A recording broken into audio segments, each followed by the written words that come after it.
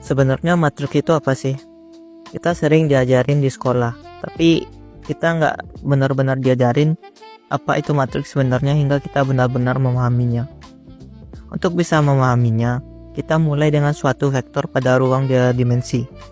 Sebut saja vektor V. Pada sumbu X, kita punya I hat, yaitu vektor satuan yang mengarah ke arah sumbu X positif. Vektor satuan itu berarti panjang vektornya 1.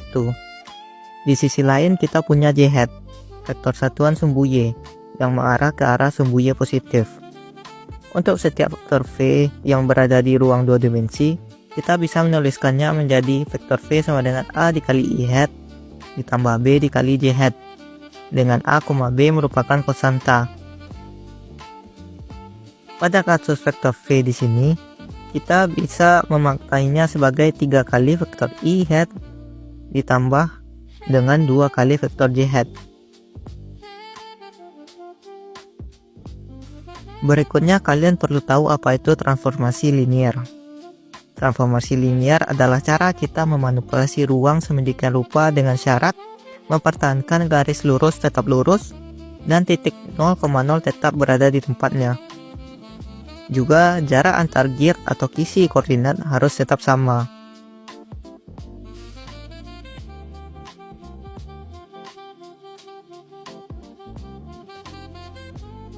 Sebagai contoh, transformasi ini tidak linear karena garisnya melengkung. Kita kembali pada vektor V tadi.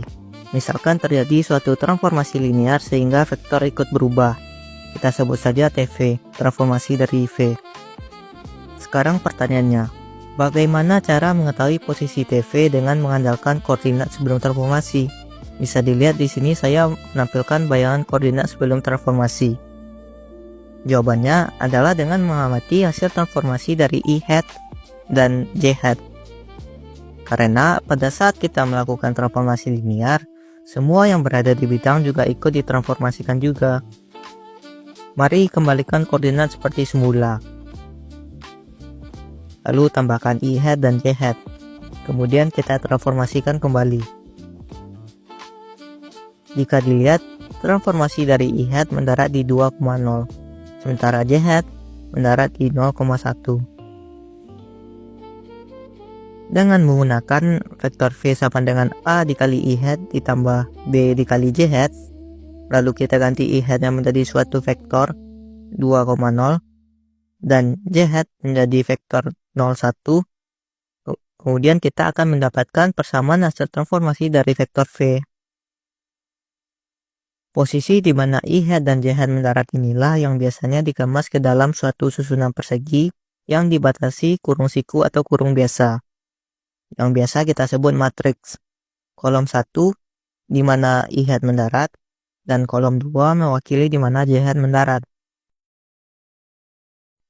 Sehingga perkalian matriks dengan vektor V yang dalam kasus ini 32 didefinisikan dengan 3 dikali vektor 20 ditambah 2 dikali vektor 01, yang sebenarnya adalah cara mengetahui posisi vektor V setelah ditransformasikan